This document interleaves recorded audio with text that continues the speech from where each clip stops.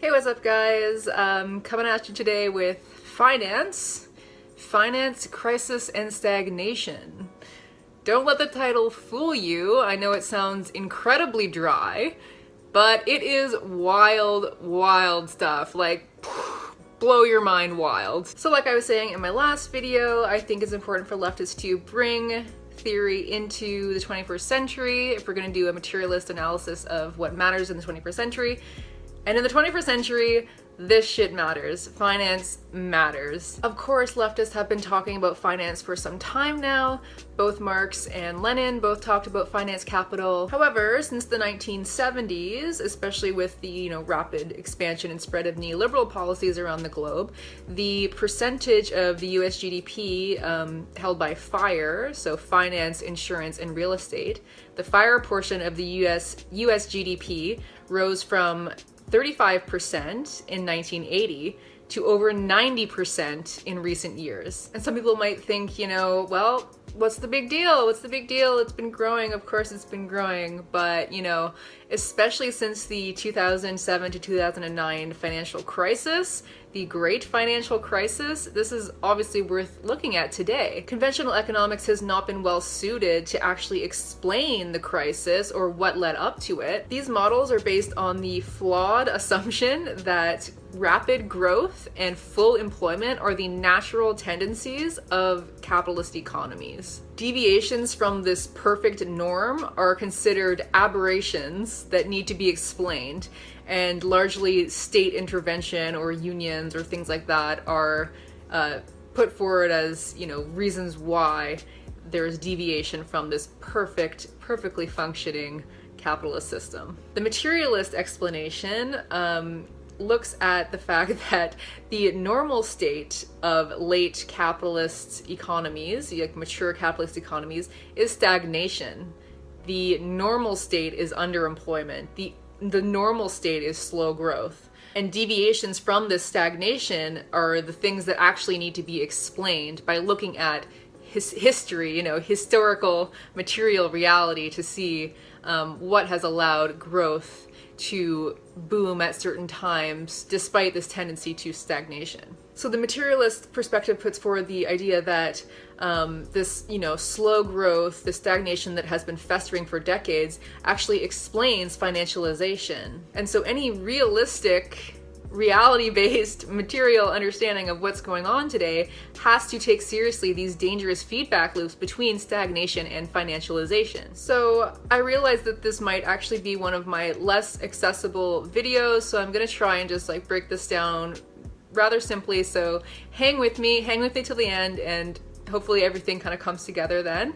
Okay, stagnation is basically Marxism 101. I've explained in previous videos the crisis of overproduction, which is basically when you saturate the market and you don't have anyone else to sell to, or as capitalists, you've put too much of a downward pressure on wages and labor, and so nobody can buy what you're selling, and so you run into a crisis. You end up with stagnation or stagflation. But it's a bit more than that. So stagnation is also the result of a crisis of overaccumulation. And again, this is especially so since the 1970s, 80s, about where neoliberal policies, brutal policies, have very much reduced labor share of the profits and allowed wealthy multinational corporations to wildly increase their surplus, especially by going offshore and exploiting third world labor for slave wages. And monopolies are going to be a topic for another video. I'm going to really go over monopolies in another video.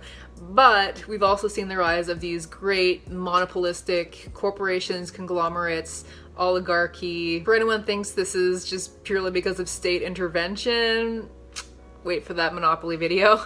But anyway, all of this has just basically increased the concentration, or increased the amount of surplus concentrating in fewer and fewer hands. And overaccumulation like this produces or causes stagnation because these wealthy firms, these wealthy investors can't find enough profitable investment outlets to absorb all of the surplus that is being just hoarded and accumulated at the top, right? So the surplus is just going up, And normally you would collect the surplus and you would invest it and spur more growth and get more surplus, and then invest that and spur more growth and get more surplus. So when it's all being held up at the top and there's no investment, then you're not spurring any growth, and you run into issues of effective demand. So a lot of the firms, they've built up all of this capacity to produce X amount of goods, but if you don't have the demand anymore for all of those goods, then you have a lot of capacity that's just sitting idle. So the materialist argument is that in the late stages of capitalism, where firms have already built up all their capacity, we already have the capacity, and neoliberalism, we've already basically saturated most of the markets around the world. The idea is that this stagnation is very obviously the normal state of late capitalism, and typically what has brought us out of stagnation or recession in the past century or so, like the Great Depression following the stock market crash of 29, what brought us out of that was external stimulus. So every time it's been historical external stimuli, and in that case obviously it was great amounts of military spending on World War II. So the external stimuli that have tended to get us out of this stagnation periods or recession or depression are increased state spending, especially spending on military and war, or some kind of epic-making innovation like the invention of the automobile or the railway or something like that, or an increasing sales effort, or financialization. But these external stimuli are obviously self-limiting. They aren't things that can carry us forward forever, and so eventually we always return back to this stagnant normal state. Neoliberalism was a fix for the slowdown in the 70s, like I said, offshoring production and whatnot, but obviously that actually helped to increase the surplus that American multinationals were accumulating, especially, or just foreign multinationals, I suppose. And so that did little to actually abate the underlying issues here, the underlying crises of overaccumulation that lead to stagnation. So the result is long-run slow growth and underemployment. Output falls, and there is no automatic mechanism within capitalism that would generate full recovery. So in the 70s, after this slowdown, growing debt and the casino economy, like finance, etc., was a way to prop up this stagnant US capitalism. Economists like Sweezy and Magdov saw financialization as like a drug, like a stimulant, like what athletes use to just keep themselves going, so it kept the economy going through stagnation. So these charts here I'm going to show, the first shows the industrial production. You can see the growing stagnation in industrial production over the years in the US economy. And the second chart shows the share of GDP going to finance, insurance, and real estate in the same years. This dramatic rise in the share of income associated with finance relative to goods production has not actually been accompanied by an equally dramatic rise of the share of jobs in financial services.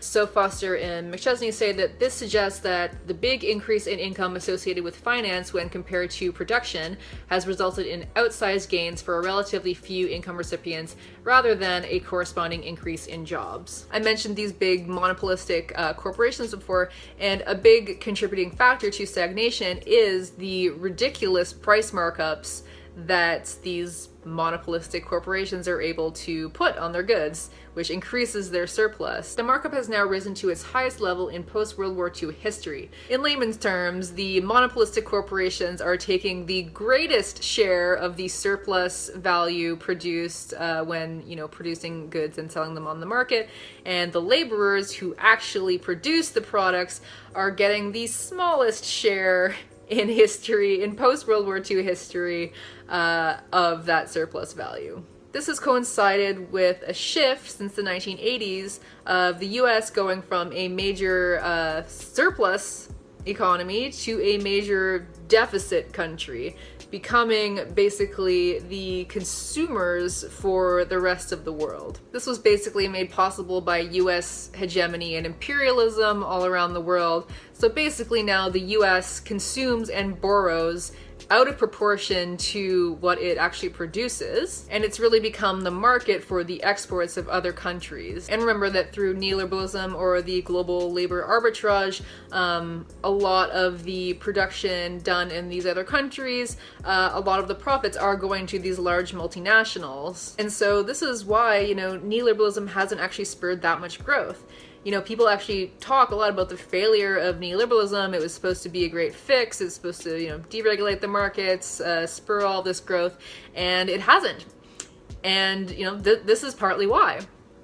So the slow growth that it has spurred has largely just been due to financialization, because neoliberal policies deregulated the financial markets and allowed, the ballooning of this financial sector and the concentration of this financial sector into, again, just a few very, very powerful firms. The result was the creation of mountains of debt and mountains of financial profits. This had the indirect effect of spurring a bit of growth through the wealth effects. So well-to-do people who had saw their assets appreciate had the money to buy second homes. So this created a bubble in upper-end home construction. But the consequence is that the entire global economy is now dependent on one financial bubble after another just to keep the game afloat. This also means a growing reliance on the Federal Reserve as the lender of last resort so that they can bail us out when a major bubble bursts based on this,